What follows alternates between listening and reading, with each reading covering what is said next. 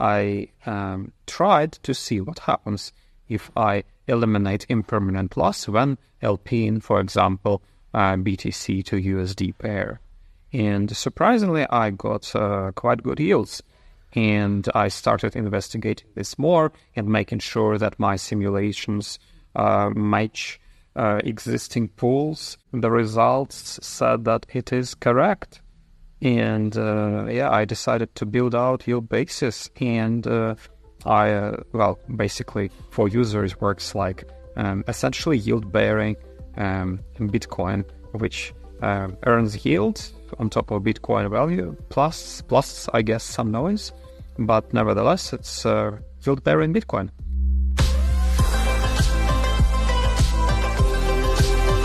Welcome to the Edge Podcast. I'm DeFi Dad here with Nomadic. Today's show features the founder of Curve and Yield Basis, Michael Yegorov. So Michael should be no stranger to our audience, having been the inventor of the Curve protocol and V-tokenomics. He has been making waves in the space for years, since DeFi Summer. We are excited to talk about his newly launched protocol, Yield Basis, which allows us to earn amplified Bitcoin yields using Bitcoin LPs with hedged impermanent loss under the hood. I think the headline here is currently they're getting yields of between 21 and 35% on Bitcoin, which is nuts. So we dive into how this is possible. What are the risks? How does this scale? Is there points of diminishing returns? How big could something like this get? We talk about all of this. And to be clear, they're starting with Bitcoin first. So there are 3 pools. They have a total of 150 million TVL already in the protocol, with the new Yield Basis token having just launched. But they have aspirations of offering these types of vaults for other volatile, very liquid assets, maybe something like ETH or even tokenized gold. We also talk about the synergies between Curve, Michael's first protocol, and Yield Basis, this new one, and some of the pushback that some of the community had with Michael launching a new token with Yield Basis. So we get his answer on that as well. So before we get started, just a quick reminder, you can subscribe at the-edge.xyz. That's the best place to subscribe to the Edge newsletter and to get real-time notifications for the Edge podcast anytime we release a new episode. You can also check out our link tree at edge_pod. That's the best place to subscribe to the Edge podcast on Spotify, Apple Podcasts, or YouTube. And then one last shout out to all of our sponsors that make the Edge podcast and the Edge newsletter possible. Sponsors like Tauros Finance and Redstone. Otherwise, we hope you enjoy the episode. Grow wealth exponentially. With Tauros leveraged tokens, when the market moves in your favor, your gains become parabolic. They're built to ride trends, auto-compounding profits. With Tauros, it's simple. Pick a vault, deposit, and your exposure is multiplied, maintained, and protected automatically against liquidations. Tauros reduces risk and keeps you in the market ready for the rebound. When markets dip, the vaults auto-adjust, softening losses and preserving your position. Just pick a token to multiply your returns. Tauros Finance, exponential gains with leveraged tokens. To learn more, go to tauros.finance. Redstone is building the Oracle backbone to unlock real-world finance on-chain and next-gen DeFi. With modular gas-efficient feeds across over 110 chains, trusted by 170 clients, supporting over 1,300 assets, from value-accruing stablecoins, liquid staking and restaking tokens, to treasuries, private credit, and commodity tokens, Redstone delivers accurate real-time data where it matters most. The biggest platforms and protocols in DeFi today choose Redstone oracles, such as Athena, Securitize, BlackRock Biddle, Pendle, Spark, and Maple Finance. If you're building the future of finance on-chain, you need Redstone's leading modular blockchain oracle layer. To learn more, go to redstone.finance, and thanks to Redstone for supporting us here at the Edge Podcast and Edge newsletter. Banks use your money to line the pockets of shareholders. Meanwhile, Solstice uses the same yield strategies to line your pockets. Introducing Yield Vault, Solana's best yield. a live delta neutral strategy with positive returns month over month for 3 years. Built for internet capital markets and powered by the stablecoin USX. To learn more, go to solstice.finance. Neutral is the next generation of crypto native yield. Their synthetic dollar NUSD taps into OTC arbitrage, funding rate inefficiencies, and delta neutral strategies to deliver premium, stable returns without taking market direction risk. Neutral is currently live in private beta and will be opening for public deposits soon. Learn more at neutral.fi. All right, let's introduce Michael from Curve and Yield Basis. Michael, welcome to the Edge Podcast. How are you doing? Good. Nice to see you. Good to see you too. It feels kind of silly to ask you to give your background, but in case someone is newer to DeFi, tell us about all the work you've done with Curve over the years before we get into Yield Basis. Sure thing. So in the beginning of 2020, I started Curve, and I started that out of a very simple necessity. I was actually using MakerDAO for borrowing against ETH because I thought ETH is so valuable that I didn't want to sell it. I borrowed DAI against ETH since 2018. And when doing that, I obviously needed to, to withdraw my DAI to bank account as dollars. And how do you do that? So I had a Coinbase account at the time and swapped DAI to USDC and withdrew it as USD. But I noticed that all the exchanges swap stablecoins very, very badly, whether centralized or decentralized. And, I had some other ideas, actually, about what we now call liquid staking. But I thought, well, maybe the algorithm I was thinking about is probably suitable to solve my need with stablecoins. So I launched Curve, primarily focused on stablecoins. And, here we go. It became probably the most important exchange in the stablecoin world. So that's background with Curve. So, Michael, as somebody that's seen DeFi grow from its, I'd say, like extremely awkward beginnings, are you surprised to wake up in the year 2025 and see where things are at right now? What's like your just general impression of the DeFi landscape these days? Well, I'm probably not surprised where DeFi is right now. I'm probably surprised that it's not further used than, even more used than it is today. But there are good reasons for that. As you mentioned, there were some awkward starts. And back in 2020, 21, and 22, there were many. It was a time of experiments. People tried absolutely everything, and one of the absolutely everything things was Terra. And when it collapsed, its ripples were kind of preventing people, keeping people scared of DeFi for some time.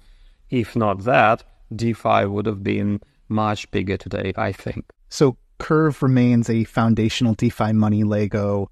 I think that Curve also was aggressive and early to deploying on other EVM chains and new L2s.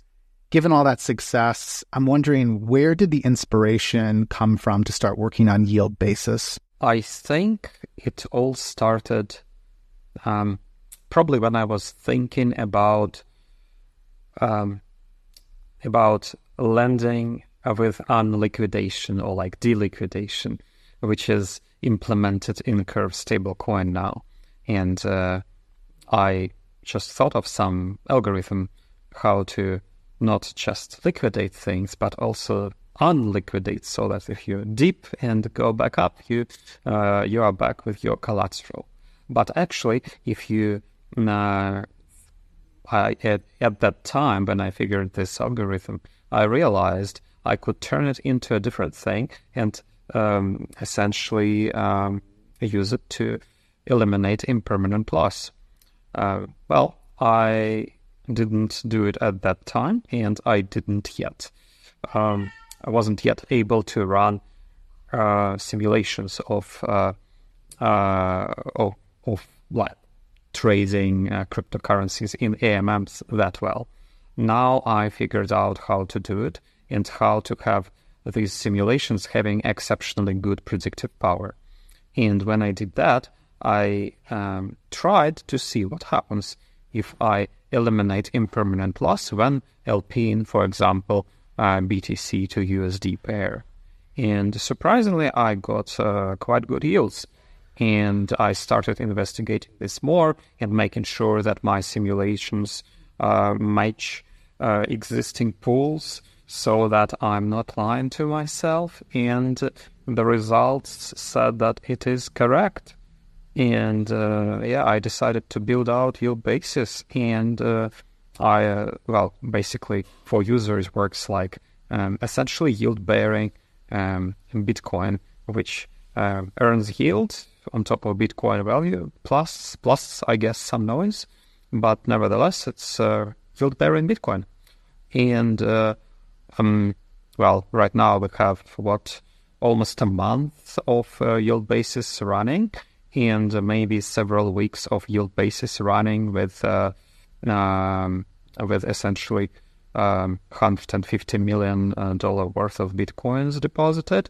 And that is actually the right number to already see the system working as simulated. So I studied how it worked with this real data now, and I'm very excited to see that simulations were actually correct, and actually it does work as yield-bearing Bitcoin when you eliminate impermanent loss. So, and that's very good. I want to dive into a bit more of these mechanics underpinning yield basis, but first I just want to take a quick step back and look at why it's been so hard for people to productize Bitcoin yield. I mean, there's some out there in the market, but I think yield basis looks to be a major kind of step function in the advancement of generating yield on Bitcoin. So yeah, why has it been difficult? Well, I think there are two things here: yield on Bitcoin and automated market making for cryptos. So for yield on Bitcoin, it's actually quite simple. How do you earn yield on Bitcoin? Well, I think what people tried, you can lend Bitcoin out. You can lend Bitcoin out and somebody will borrow it to, I don't know, short it or something. And on Aave, you can earn a whopping 0.2% APR on it, right? So not very interesting. There are things like, I don't know, like restaking, but with Bitcoin. So like you make some chains which inherit from Bitcoin's security, presumably. And there are some other projects, who God knows which will pay you some yield to to have your to have their network secured. To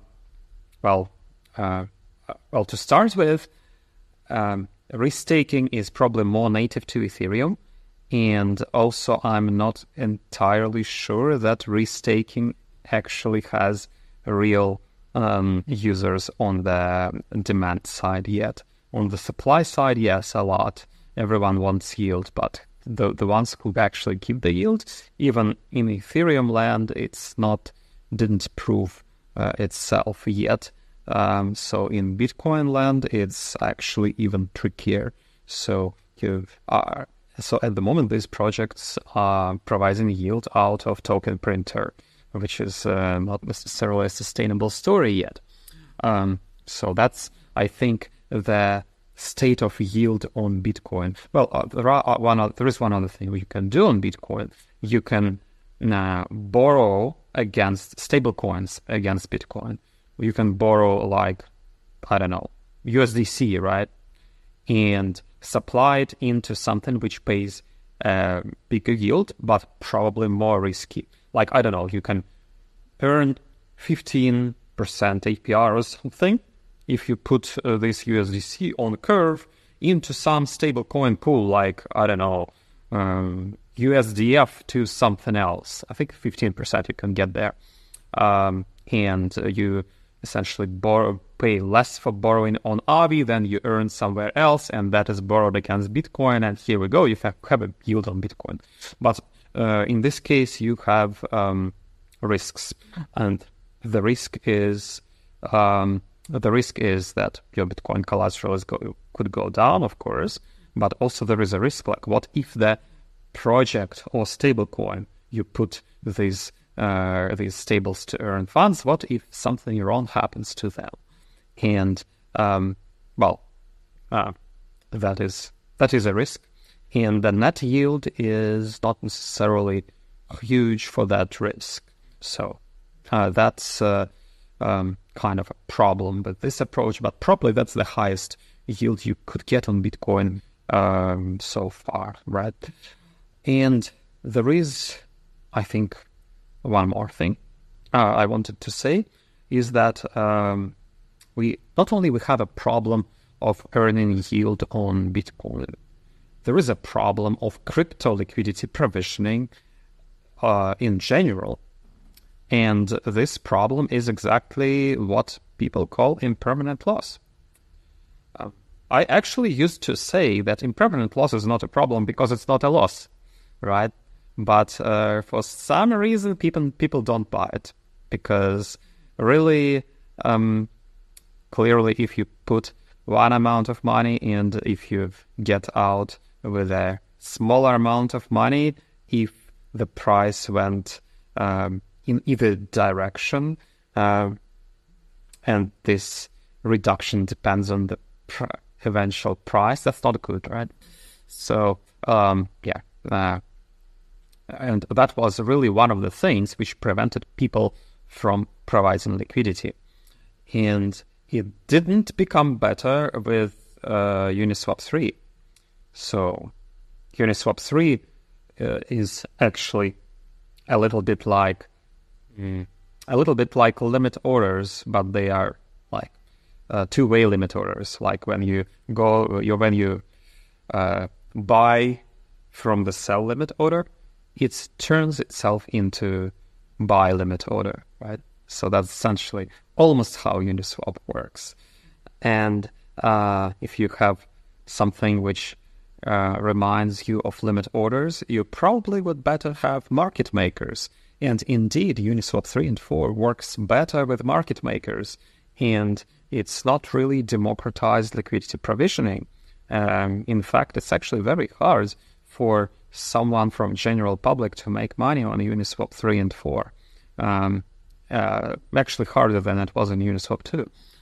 Well, you can make a full range position, of course, but but anyway, sounds like impermanent loss was not solved so far, and it was still unclear how to make money from market making for like a passive liquidity provider. And this is why we don't have too much liquidity in crypto pairs. Like in stable pairs, it's fine. Stable pairs are solid.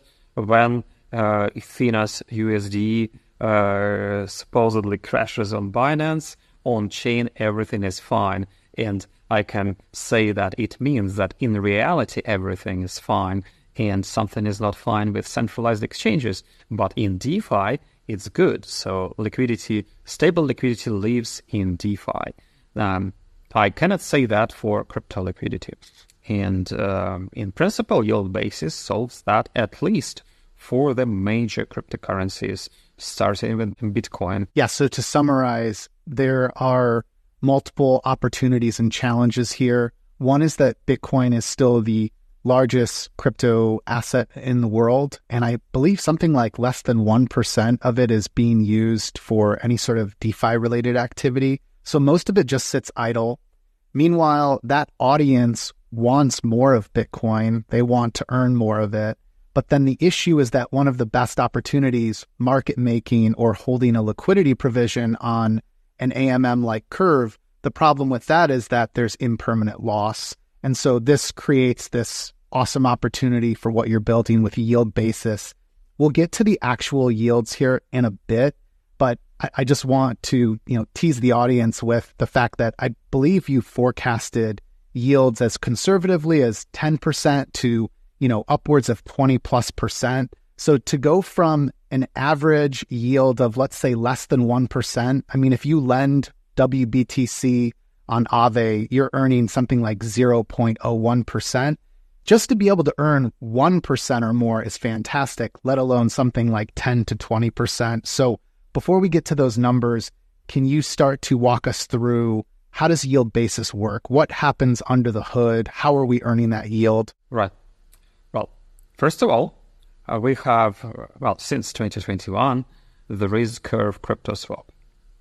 And some people think that Curve Crypto Swap is about a special shape of invariant which makes this AMM function. It's not exactly that. The essence of Curve Crypto Swap is automatically managing concentrated liquidity. Concentrated liquidity can be described by any bonding curve, but the actual trick is how do you manage concentrated liquidity? So Curve Crypto Swap does automatically manage concentrated liquidity, and that's since 2021. But there is a problem.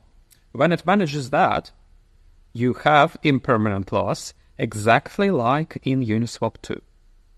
So that property in Curve Crypto Swap is the same as in Uniswap 2. What is different is that you have concentrated liquidity and it's automatically managed, and that's why you earn actually more than in Uniswap 2. But you still have the same impermanent loss. So now let's think of what's the value of your liquidity in Uniswap 2. I don't know if you probably provided liquidity in Uniswap 2, so you probably know. But if you provide liquidity, for example, between WBTC and USDC in Uniswap 2, right? What happens? The price of your LP will be proportional to square root of Bitcoin price. So, in other words, if you put 50K worth of BTC and 50K worth of USD, you have 100K liquidity. If Bitcoin goes up by a factor of 4, your 100K turns into 200K because square root of 4 is 2. And if you didn't put money in Uniswap 2, and if you just put them aside, then your 50K of Bitcoins would turn into 200K, and you have 50K of USD, so you would have had 250K, not 200K. So that's why that's what people call impermanent loss, is that the growth here would be actually smaller inside AMM than outside, and the same actually applies to the value dropping. So you still have less in AMM than in doing nothing. But AMM earns fees on top of that. But anyway, so important is square root, right? So Uniswap 2, Curve Crypto Swap, everything has this square root dependency. And that is what we don't like. We want to invert square root. So how do we invert square root? And, inverting square root is calculating a square of it, like power of 2. So how do you make power of 2 of something? And here I had this idea. So maybe if we have compounding leverage, right? So leverage which has factor of 2, but if price of your collateral goes up, you borrow a little bit more to keep loan to value ratio the same, 50%. Maybe then you have the resultant position being square of your collateral price, and that's actually exactly how it works. So we put liquidity between Bitcoin and USD as collateral, and leveraged it by a factor of 2, and having this leveraging compounding. And if you do, or like you you put more into leverage if the price goes up, but you deleverage as the price goes down to keep LTV 50%. And if you do that, it appears that impermanent loss, this square root dependency is exactly eliminated, and the price of your position will be proportional to Bitcoin price plus the earned fees minus losses. And that appears to work. This episode is brought to you by Mantle, pioneering a revolutionary new category called blockchain for banking by bridging TradFi and Web3 into one unified stack. With on-chain transactions, TradFi rail compatibility, and integrated DeFi features, Mantle is reshaping how financial services work. Their flagship app UR lets users hold fiat and crypto all in one Swiss-backed account, making real-world finance usable on-chain. To learn more, go to ur.app and follow Mantle_official on Twitter. As a DeFi investor, I turn to Maple for permissionless institutional quality yield in a single liquid asset backed by over-collateralized loans. Maple's Syrup USDC and Syrup USDT are now supported as collateral for enhanced yields on major DeFi liquidity hubs such as Pendle, Fluid, Camino, Jupiter, Morpho, and soon Aave. To learn more about Maple, go to maple.finance. So, Michael, you've been live for about a month, I think you said. What sort of yields are you seeing so far? Are you happy with the results? Is it in line with expectations? I'm actually very happy with the results. You mentioned that the yields I was thinking of looking at simulations were from around 10 to around 20%. And it looks like fundamentally, after looking at, I just needed enough data in live to know what it is, because everything is actually pretty noisy and you need some time to observe. And it looks like we are looking more at 20%. Before, of course, any tokens or anything, a fundamental yield. And that's factoring, any sort of lag or slight deviation in underlying Bitcoin as well. That's taking into account sort of all those factors. Yeah. What do you mean deviations of underlying Bitcoin? Well, I guess I mean like with all this sort of active hedging. Say you put in one Bitcoin and you take out one Bitcoin. None of that, none of your underlying is impacted if everything works as intended, right? Yeah. You have, that's the net result after you subtract all the expenses. That's happening inside. But what I'm saying is that after you sum up all the yield and subtract all the expenses and losses, you have this kind of similarly 20% yield. I cannot promise it will stay 20%. It's probably because market become a little bit volatile, and that is very good. Michael, what synergies are there between Curve USD's growth and Yield Basis? They clearly work together here. Oh, that's a great question. Because when Yield Basis works, Curve crypto pools go slightly out of balance. Ideal balance is 50-50, but they can go 45-55 or 48, 52, or even when during October 10th crash, it went as big of a misbalance as 40-60. And we need to be able to withstand the misbalance of Curve crypto pools like 40-60, right? So when everything is ideally balanced, the loan we took is of the same size as amount of Curve USD in Curve CryptoSwap. So they balance out each other, the loan and the Curve USD amount in the pool. So the pool is a supply sink for Curve USD, and that's zero effect on Curve USD peg. But that's the first order effect. There is a second order effect. When the pool goes out of balance, then indeed there is either positive or negative price pressure on Curve USD. and the system has to be able to withstand this price pressure.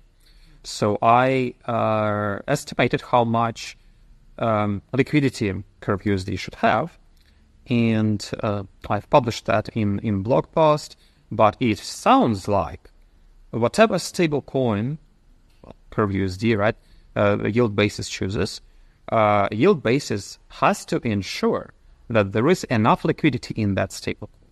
Inside yield basis, there is a special chunk for it.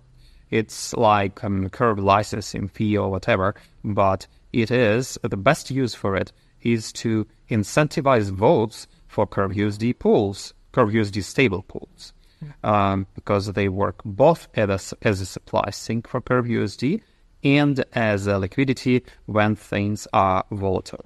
So if that happens, like YB tokens spent on buying votes for CurveUSD pools, then CurveUSD flows in these pools, right? And then what? They work as a supply sink. CurveUSD borrow rate goes down, right? And people start borrowing more CurveUSD. So CurveUSD system grows. At the same time, a lot of trading volume, which is happening in yield basis, goes also through the same pools. So they earn fees. Also, if volatility is high, then CurveUSD peg tries to be shaken, and peg keeper mechanism tries to stabilize CurveUSD. And when it does so, it actually earns money for Curve it as well. So it sounds like there are several revenue streams appearing for Curve when yield basis is working, and that is all ensured by yield basis streaming some of YB tokens to actually incentivize CurveUSD pools to grow. So sounds like yield basis has no choice but to grow CurveUSD, and that is good. Just to reiterate, I think you've made clear that there is a choice when we enter one of the 3 different Bitcoin LPs on yield basis. We can either stake the LP and ultimately earn the YB token, or we can earn the actual Bitcoin denominated trading fees. Anything else to share there in terms of that incentive design? Yeah, so that's actually an interesting design, because I think it's very friendly to integrations. One can integrate essentially yield-bearing Bitcoin without caring about incentives, or one can earn incentives, but then of course foregoing the fee yield, right? So either one or the other. If let's say if everyone stakes this liquidity, if everyone tries to earn tokens, not the real yield, then of course YB inflation has to be at its maximum, which is fine. But then nobody wants to earn real yield, so real yield can all go to admin fees to the system, which is probably great. But you can imagine the opposite. Imagine that everyone wants to earn real yield and no one wants to earn token. That's possible. But then, of course, you still have some admin fee, but it's not very high. But what's more important, if nobody wants to earn tokens, then why should we have token inflation? So token inflation is dynamic, and depending on how many people want to stake, it can range between 0 and maximum. If nobody wants tokens, then inflation is 0 and can be saved for further times, and that's happening automatically. Michael, I saw some people on X kind of taking some shots at why another token. I think kind of listening to all of this, I see the synergies between the two protocols, and probably starting from a clean slate made a lot of sense. But yeah, curious kind of your take and how you've been addressing that. There are quite many reasons for that. I think one of the reasons is bootstrapping a new system with a new token is actually probably easier. So when you have an old token, you have old, well-established governance procedures, and you may need to move a little bit faster in the beginning of something very, very new. That's one thing. Also, I did want to refactor how you do VE tokenomics, and I think I quite succeeded in that. For example, one of the things, I cancelled Thursdays, right? So in Curve, if you vote for some pool, your vote actually becomes real only on Thursday, right? So it's all everyone waits for Thursdays.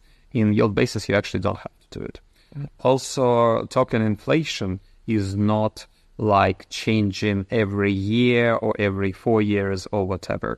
It's just exponentially falling, and it's also dynamic, depending on how much people stake. So this is also interesting. So I just really wanted to do something new in token economic design as well, and I think that's good. One more question just on that. So correct me if I'm wrong, but was Curve the first protocol to introduce V tokenomics?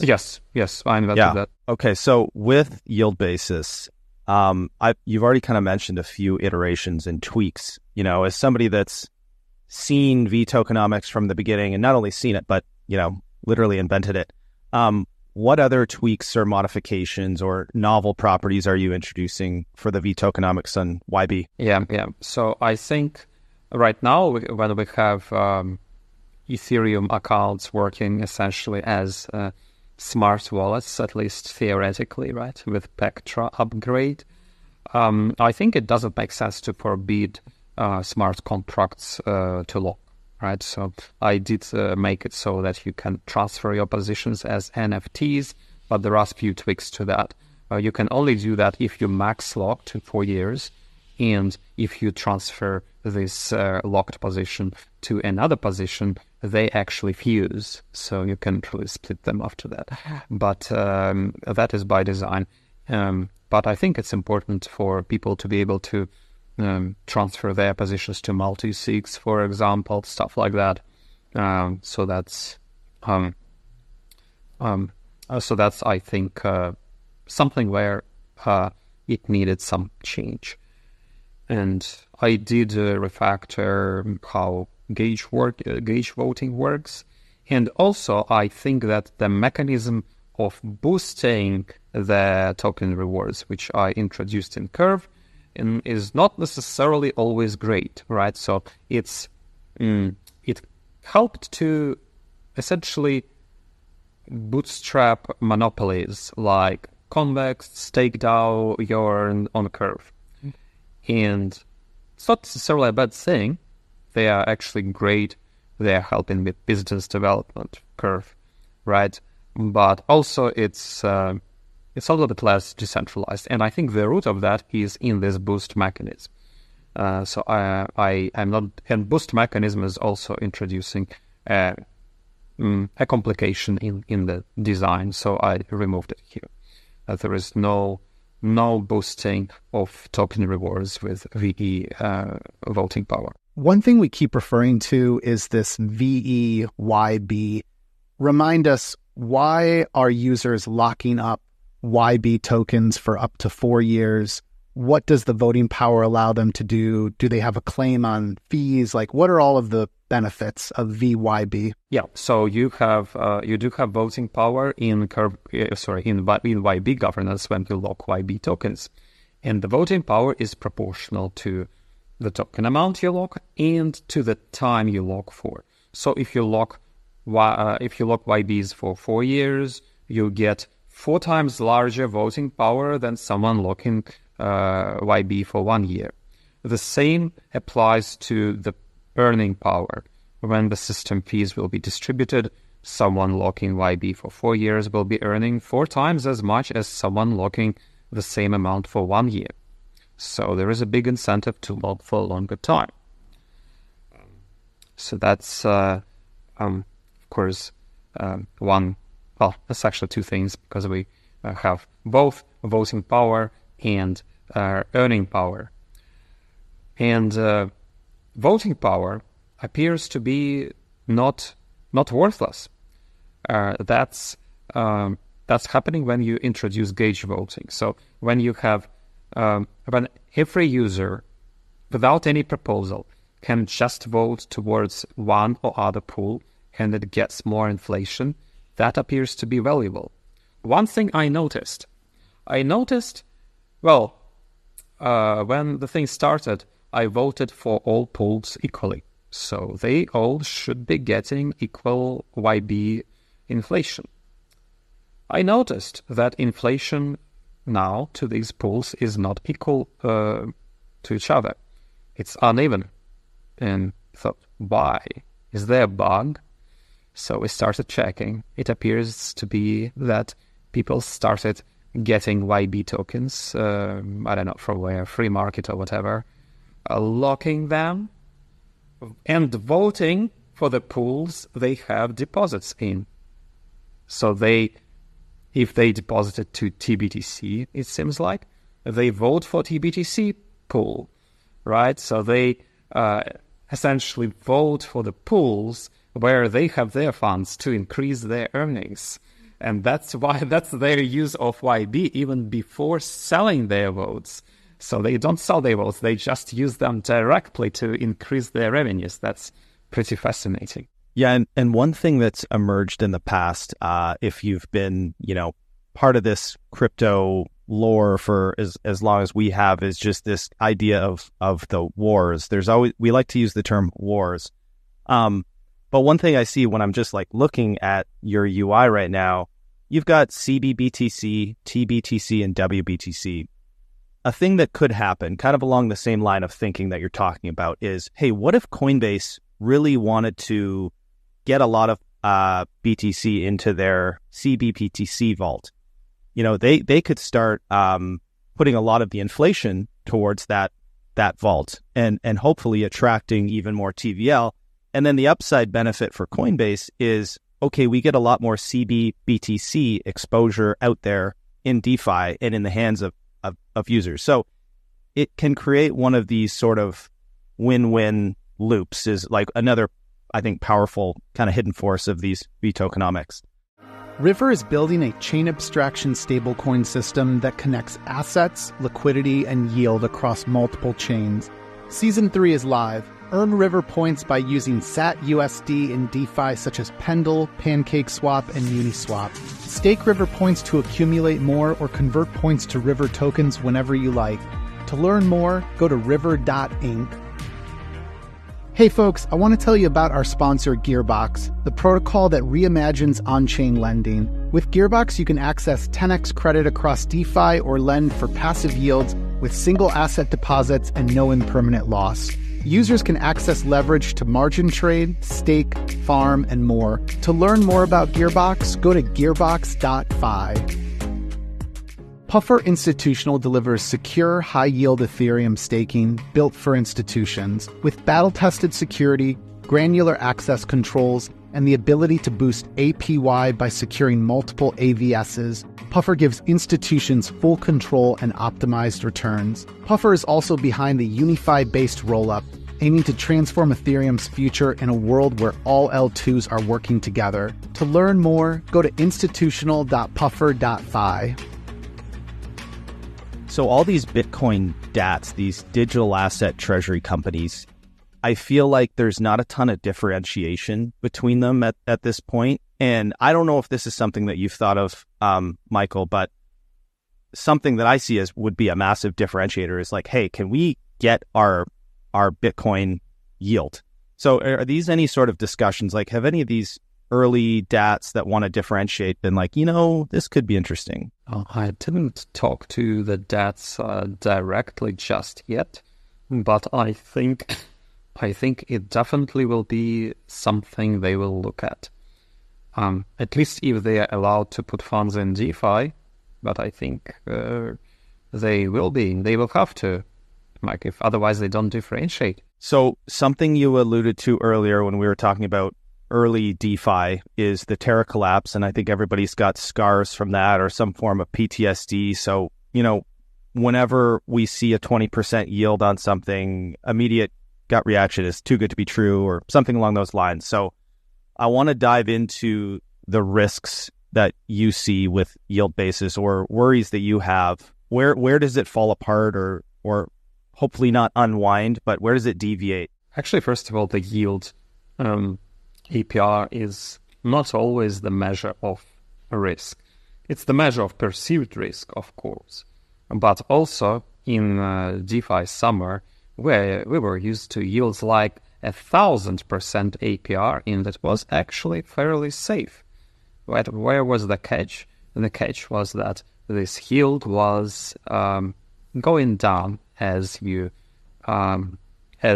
systems scaled up, right? Or as the hype went away. And well, here the yield is where is the yield coming from? The yield is coming from asset volatility, right? So the more the asset is shaking, the better the yield is.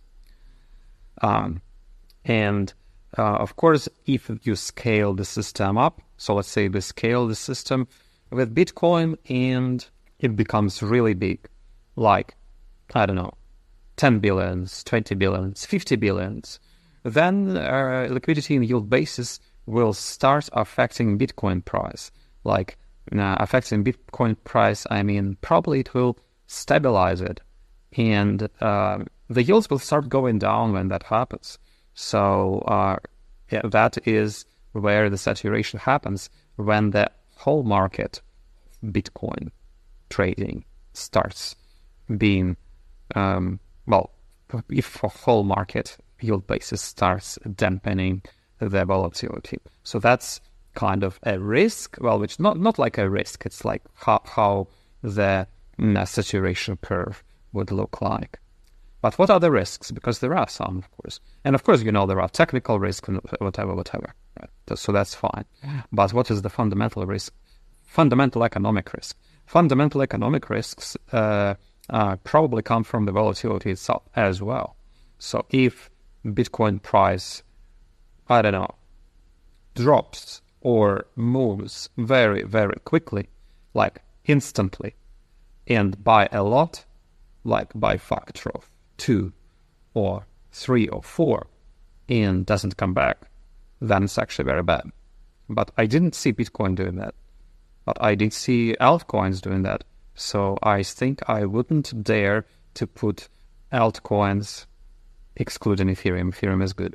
But I wouldn't dare to put, like, I don't know, DeFi tokens, for example, in yield basis. I don't think that would be safe, right? So the major cryptos are fine. They are not doing that crazy stuff. But altcoins are probably not necessarily fine. So that's, but yeah, that's definitely a risk. And of course, there is another risk of like, it's the system feeds from volatility. What happens if, I don't know, if the White House gets tired of putting tariffs on and off, right? And then volatility stops being so volatile, then we probably will have smaller yields, right? So anyway, need the world situation to be as volatile as possible. That's the bet here. Speaking of volatility, we are recording this a few weeks after the flash crash that happened on Binance on October 10th. You had a write-up about the stress test it was for yield basis. What were your takeaways from that? How did yield basis perform? One thing I've noticed, in yield basis, every pool has essentially 2 AMMs. One is curve AMM, and another is re-leverage yield basis AMM. Spread between 2 AMMs can vary, but it cannot be smaller than 0, right? Negative spreads are bad. Usually negative spreads mean that arbitrage is not happening. And during that flash crash, I did see spreads be negative for 20 minutes. That happened because Ethereum gas went up to be very, very large, but the pools were just, 10, well, they were small, right? And because of that, because these pools were small, arbitrage in gas costing like 1,000 GWh was not profitable. And spreads were negative, but also it's a sign that you have a loss happening in the system. Well, I reanalyzed it later. And surprisingly, the system itself was not profitable, right? So there were a few other reasons why this profit didn't get to users. It's basically has to do something with how it started and few parameters of Curve crypto pools, like new version of Curve crypto pools, which I didn't think of. But by itself, fundamentally, the system actually performed really well, surprisingly well, in the crash. So this crash is actually okay. But the system works better if you have bigger TVL. If you have small TVL, then arbitrage can be not efficient in such time because gas is high, and that's risky. So low TVL is risky, apparently. At least on Ethereum. So one thing with this setup, I'm curious if there's any point of, I guess, sort of diminishing returns here. How big could these BTC vaults get? Are we talking, hey, maybe $1 billion? Is it 5 billion? Is it tens of billions? Like, where's the point, that line in the sand where you're like, actually, the yield might not be as good. The system can't function as good. Absolutely. This is a great question. So I did try to estimate that. Fundamentally, system starts working not as well when the operation of the system itself affects Bitcoin volatility. So Bitcoin starting being less volatile than it is. Well, I mean, if people will start leveraging more Bitcoin, it will become more volatile. But, assuming that things are as they are today, how to estimate that? So I compared a liquidity around the current price in hypothetical yield basis pools and in all exchanges in the world, right? So if this liquidity in yield basis pools kind of matches liquidity in all exchanges in the world, then you probably will have yield basis started dampening the Bitcoin volatility, and you will start getting returns diminishing. So which TVL does it correspond to? So some estimates show that it probably should happen around 50 billion TVL. So that's, I think, where this point is. But I'm not entirely sure because I haven't seen it for real. So when we get there, we will figure out, is it the point of diminishing returns or not?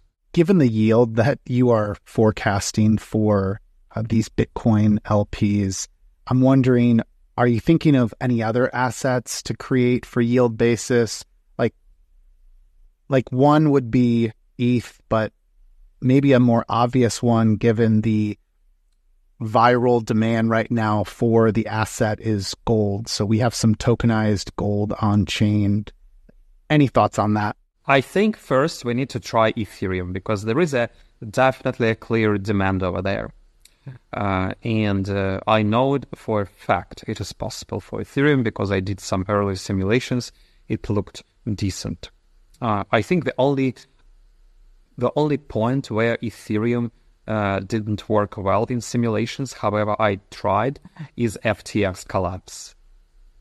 Like when FTX collapsed, I couldn't get rid of the loss, right? For Bitcoin, there was no loss, but for Ethereum, there was some, several % loss, and I just couldn't get rid of it over there. So Ethereum at that time really crashed quickly and seriously.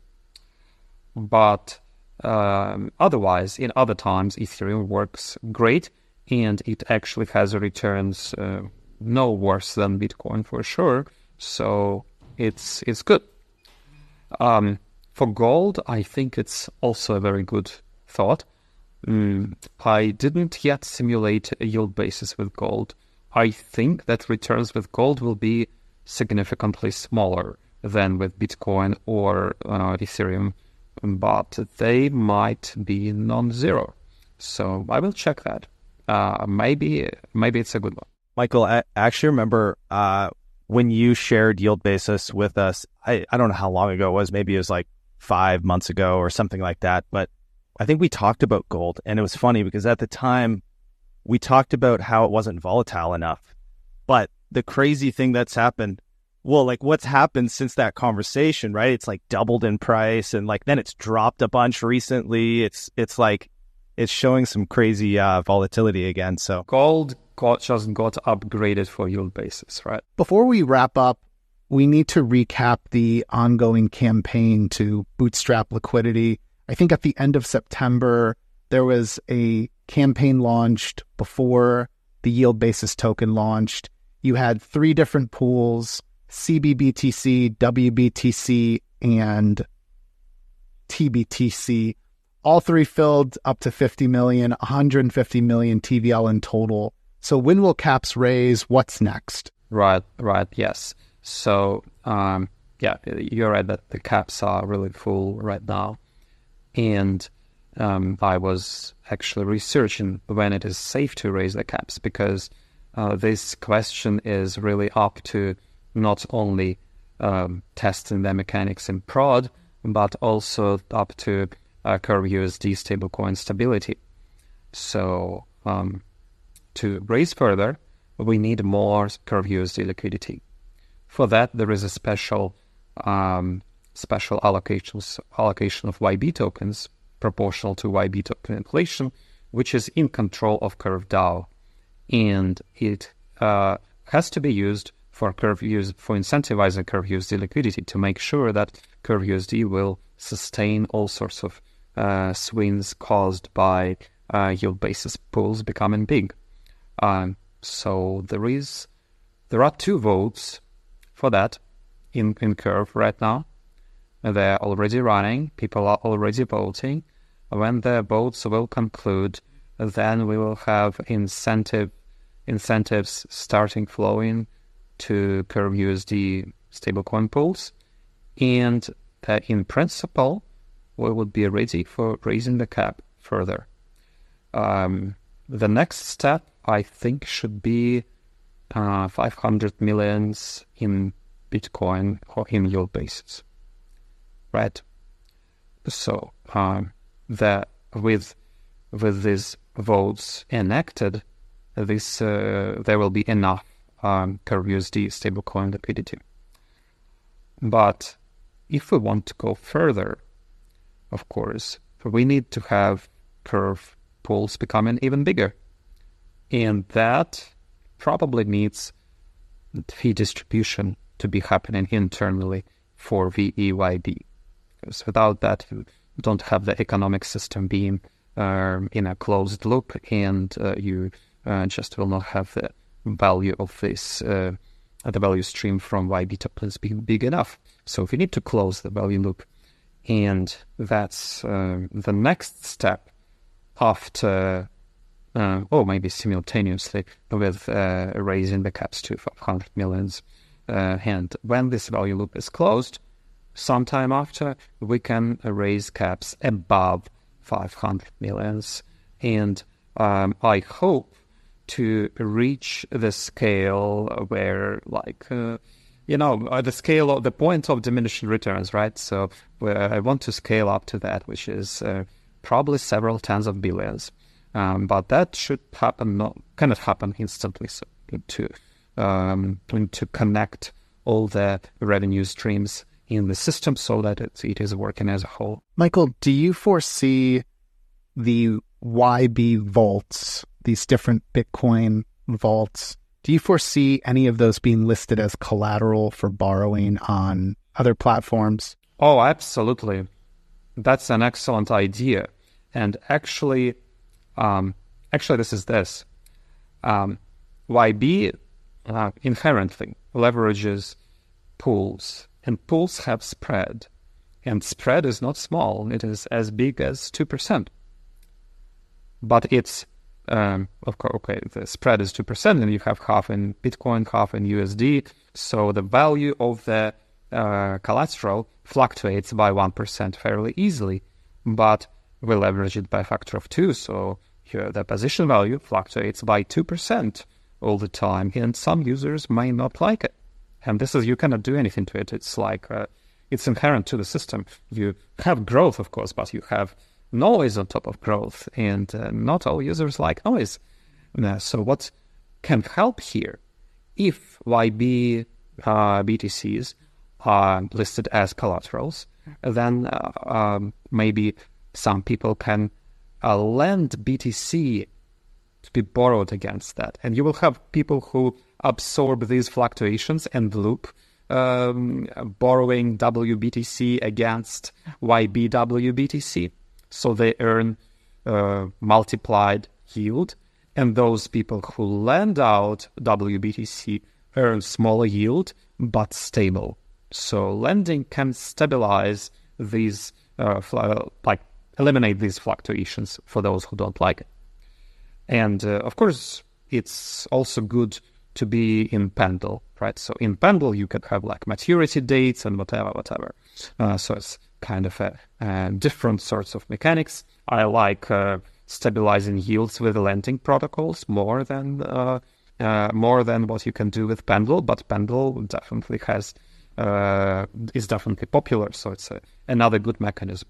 So I think these are excellent DeFi tools, and they will be utilized. Do we know if a Pendle pool will be going live soon? Like, have you confirmed any launch date, or if Pendle will list a pool? Well, first I think we need to get the cap a little bit up, because right now everything is full. So like it's kind of doesn't make sense to do something there. But when caps are big enough, then it makes sense. Yeah, once that goes on Pendle, I would imagine it will be able to drive some really impressive fixed yields. And obviously there's the speculative nature with YTs, and Pendle marries those two types of users and really creates this incredible opportunity for folks who just want a fixed yield, a predictable yield, versus those who are willing to trade the yield or speculate on that yield. Yeah, that's absolutely. I think over here we could superpower all the DeFi once again. I think this is a great place for us to wrap up, guys. So first, I want to remind our listeners they can learn more about Yield Basis by going to yieldbasis.com. Follow Yield Basis on X or Twitter, whatever it is. And then follow Michael. His account is New Mitch Will. We'll put that all into the show notes so you can easily find that. Michael, thank you so much for your time. Always a pleasure to get to talk with you. Very excited for those caps to get raised. I need to deposit myself into those once that becomes available. But any final word for us before we go? Yeah, I guess we covered everything. It was a great pleasure talking to you, and let's make DeFi great again. Thanks everyone for tuning in. To stay up to date with future episodes, plus get expert tips, strategies, and exclusive content, subscribe to our free newsletter at the-edge.xyz.